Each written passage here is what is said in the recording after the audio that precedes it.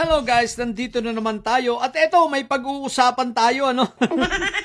Natatandaan nyo ba nung itong si Sabit Sipon? Nung itong si Sabit Sipon ay pumunta sa sa Mindanao at nakipag-usap sa mga Muslim. Ayan, may ininform sa atin ang ating puting kabayo. At eto may itinimbre sa kanya ang isang Muslim. Okay isang Muslim ito may posisyon na Muslim at isang Maranao. Okay, Muslim, Maranao. May tinimbre sa kanya na tunay na dahilan kung bakit itong si Sabit Sipon nung nakaraan ay pumunta sa Mindanao at nakipag-usap sa ibang mga Muslim sa area na yon. So, ito pala ang tunay na dahilan, no? So, tingnan natin. Ito daw ang dahilan, ha? Okay. Basahin natin, ha? Ito, babasahin ko, ha? Ang sabi rito, may info pinarating ng isang Maranao sa akin na isang rason nasa Mindanao si Chabit ay makapaglikom ng pondo sa mga kapatid na Muslim. Ang siste, yung gusto niya yung dinedevelop niyang Muslim community dito sa bundok ng Narvacan ay i-finance ng mga taga-Muslim sa Mindanao. Anyari. O ito, tuloy natin.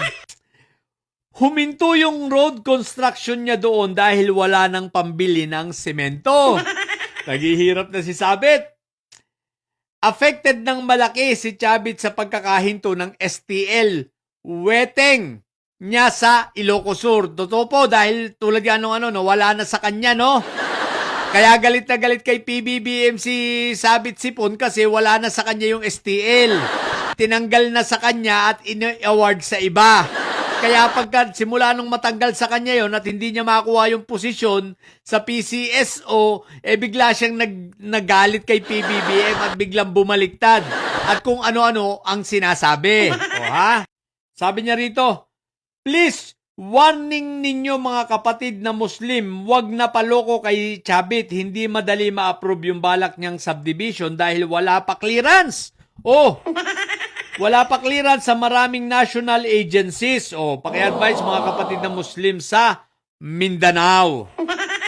Ayan Maliwanag sa mga kaibigan at kapatid naming Muslim dyan sa Mindanao. Baka kayo ay mabudol Mag-iingat. Yung pinapasagot sa inyo ni Sabit Sipon na para kayong mag-finance dun sa kalsada, syempre, tsaka doon sa pinapagawang subdivision kuno para sa inyong mga Muslim, baka sa huli, pagsisisi ang abutin nyo. Dahil unang-una, yung pinapagawang subdivision na yun, hindi pa pala aprobado. Hindi pa aprobado ng mga agencies ng gobyerno, kasama na siguro rito ang DENR. Kasi bundok yun Ngayon, yung pinapangako sa inyo, baka naman pangakong pako yan. Kaya mag-iingat kayo, baka baka ponduhan ninyo, mga kapatid naming Muslim dyan sa Mindanao, ito mga kinausap ni Sabit, baka ponduhan ninyo, maloko kayo at mapunta lang sa wala. Kaya kayo ay mag-ingat, no? Siguraduhin nyo muna, ang gawin ninyo, sumangguni kayo sa mga ehensya ng gobyerno, lalo na sa Narvacan. Kung ito ba ay legit, ito ba ay totoo, alalahanin ninyo itong beach ni Sabit Sipon sa illegal itong beach niya dito sa may kanyang mansyon itong People's Beach na tinatawag, inangkin niya yan binabakuran niya, pero babawiin na, hindi na siya binigyan ng permit ng DENR, so babawiin yan. Baka mangyari sa inyo yung mga ganun, kaya mag-iingat kayo. Alam nyo naman si Sabit Sipon talaga yan. si Sabit Sipon, no? So mag-iingat. So pinag-iingat kayo mga kaibigan kapatid naming Muslim at baka naman kayo ay mabudol Baka magbigay kayo ng pera, i-finance ninyo tapos wala naman pala.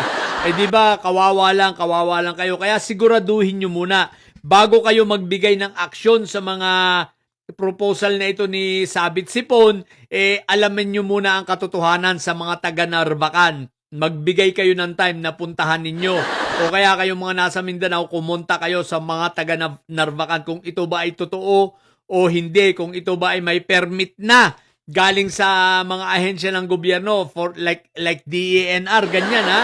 Dahil bundok ito eh. Di ba ka? O so alamin yung mabuti. Huwag kayong magpapabutol, huwag kayong magpapaloko ha. So ingat-ingat, alalahanin nyo, si Sabit po naghihirap na yan. Kasi kaya galit kay PBBM yan, wala na yung STL niya. Natanggal sa kanya. So kaya lagi ng high blood yan ha. So yun lang naman, paalala ito sa mga kapatid nating Muslim, okay? So yun lang, sa mga bubundidilis dyan, huwag puro lang pambubudo lang alam nyo. Matili kayo mo bubot pa sa mga itong masyade, laging high blood. Bye!